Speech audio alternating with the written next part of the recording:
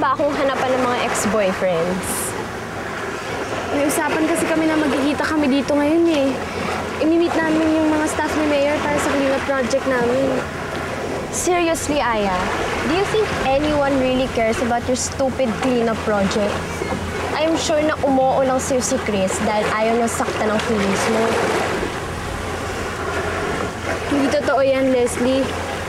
Seryoso siya nung promise siya sa akin. Utu-utu ka talaga eh, no? Pati ako, napaniwala kita na sincere ang apology ko.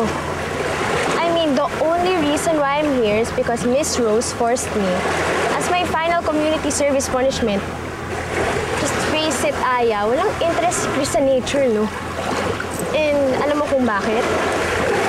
Dahil you're complete opposites. Hindi kayo bagay.